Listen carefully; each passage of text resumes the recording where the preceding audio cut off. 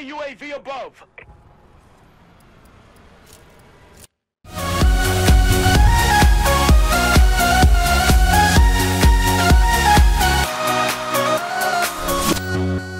Hey there guys, how's it going? It's Afraid Not. Welcome to the answers of my Q&A video. Now, 2 or 3 videos ago, I asked you guys to leave some questions in the description of that video. Leave me some questions and I'll answer them. And this is the video. Now, in the background, I've got some Crucible gameplay from Destiny. Now, I think most of you guys will probably know that Crucible, it really isn't my favourite title. It isn't my favourite thing to do with Destiny. It's, yeah, I just don't think it's all that good, to be honest. But I thought I got pretty decent gameplay, so I thought I'd just throw it on. It's a pretty long video, and I've got quite a few questions to answer in this. Without further ado, let's crack on. Right, my first question comes from Coco Gaming, and he asks, why did you start gaming? I really thought about this and I found it to be a really hard question. I guess it goes back to the days, I mean, when I was really young, kind of sort of 6-7 years old, my dad used to PC game quite a lot, funny enough. He used to play games like Doom and 1 or 2 others, I think Half-Life 1 I think at the time. So I was really young and I used to peer over my dad's shoulder watching these games, and I'd never played them, never had the bottle to really actually play these kind of, like, at the time they were quite scary, so I never really got into it then.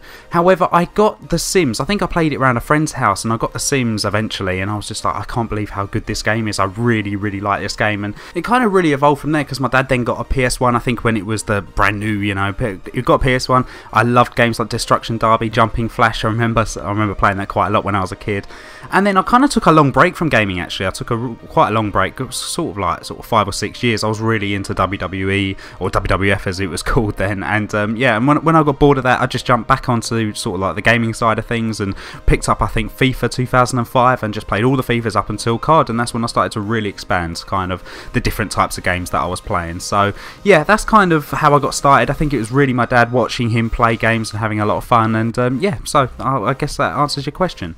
My next question comes from Undead. Now, he asks, since the last 2 Call of Duties have not been your cup of tea, which I understand, what would it take you to bring you back to the series? Now, I was thinking about this a little while ago, and I probably will do a commentary about it because I seem like everyone and their dogs at the moment seems to be doing like a Call of Duty 2015 wish list, and I probably should do that because I think that I need to really get my opinion out there. But what would it take? Now, I think a sort of like a World War II game, I think, would definitely bring me back. The soldiers need to be grounded. I don't think the exo boost and jump and all that stuff, I just don't really enjoy that aspect of the game. To me, it just doesn't feel like Call of Duty. It has to be fun, has to be fast paced, has to have good spawns. I need to have really good balanced weapons. I mean, it's just all standard things that I think we all ask for, and yeah, I think that's pretty much it. I mean, I'm going to go into a lot more detail. I am going to do a video, hopefully this week, maybe even next week, of my wish list for this year's COD. I mean, I've already done kind of like a mini-series, I think, at the beginning of last year, talking about all my favourite things from all the other CODs. But yeah, so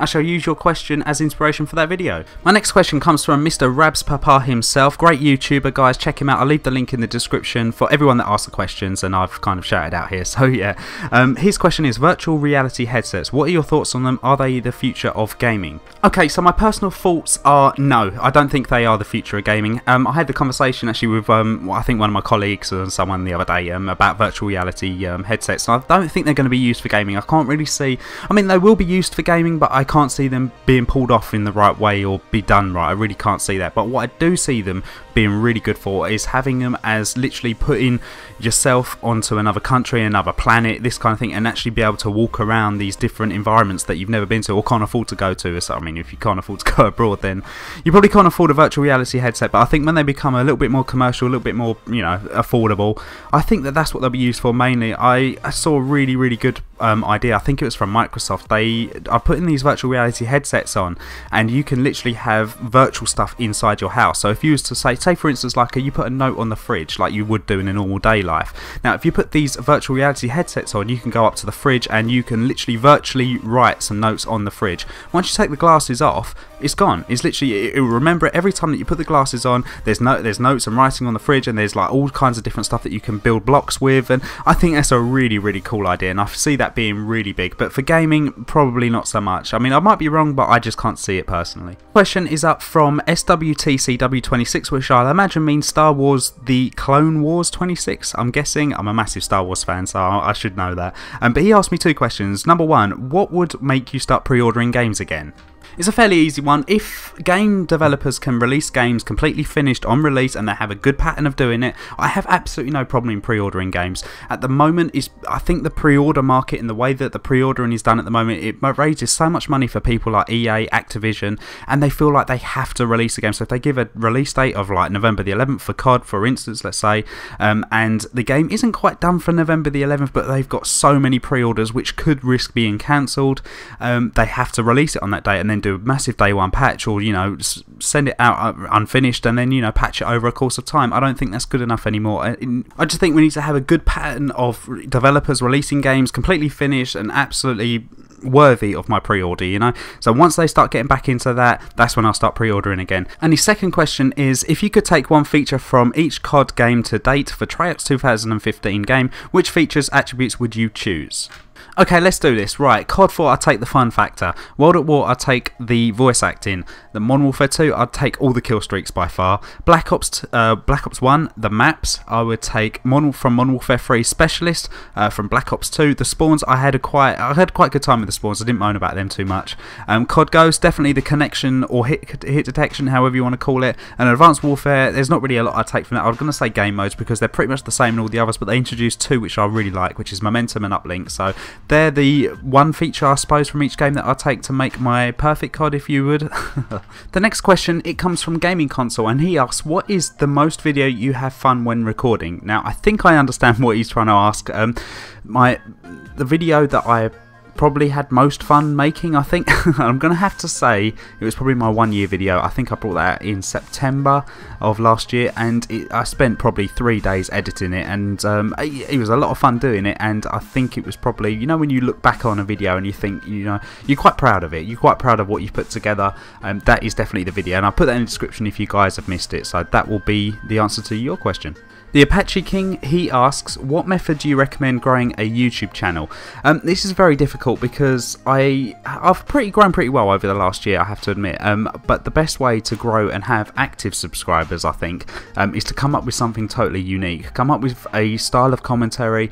It depends on really what videos you're thinking about making. I'm just assuming you're talking about gaming videos.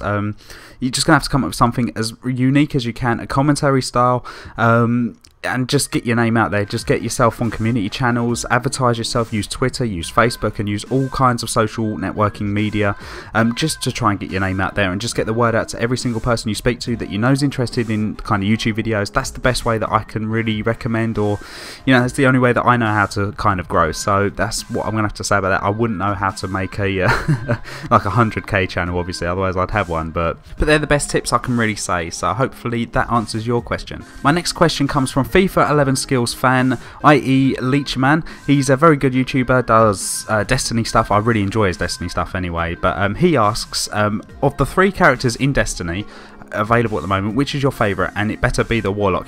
# Warlock Master Race, laugh out loud. Okay, I like the Titan. It was my first character that I went with. I kind of got to know the Titan really well, and then I jumped onto the Hunter, which is okay. I like the animation on the knife with the Hunter, and the Warlock is I don't really like the jump animation with the Warlock, all the 3 jumps that it does. I really can't get on with that, but I do like using the Warlock in Crucible because I love the blink and the shotgun and the Nova Bomb. I really like them in Crucible, but I think my favourite is going to have to be the Titan, I'm afraid. It's only because it's my first one that I used and I just know it inside out. I don't really know, obviously, the Warlock or the Hunter as well as I know the Titan, so I'm going to have to say Titan. Sorry, pal. And last but by certainly not least is a question from Mr. B, and he asks, if you could take 5 gaming products / machines to a desert island designed for gamers so internet is included, what would they be and why? Okay, right, I actually drawn out a little list actually. Hopefully you'll let me get away with this one. So number 1 will be my PC, and I'm hoping that you'll let me include my mouse, keyboard and monitor with that. Number 2 would be my Steam library, if, I don't know if that counts into it, but I'd obviously want to take my Steam library with me. An Xbox 360 pad, because some games just aren't designed for keyboard and mouse. Well, some of the games that I play, like Assassin's Creed and things like that. And number 4 will be my Blue Snowball, so I can keep making videos for you guys. And then number 5 will probably be my Astro A50. is. However, if you're not going to let me get away with taking my mouse, keyboard and monitor under the PC bracket, I'd like to take obviously my PC, my mouse, my keyboard, my monitor and probably my blue snowball so I can carry on making content. So hopefully that answers that question. I'm thinking about making this maybe like a little mini series, like a little weekly thing, like a Q&A. I know a lot of people do it and it's not very original, but you know, I have a lot of fun doing it and I think you guys, you know, like asking me stuff because I always get questions always on Twitter and things like that. So this is quite a good little outlet that, you know, we could do. But if I get enough questions in the description of this video, then obviously I'll answer them, say, the same time next week.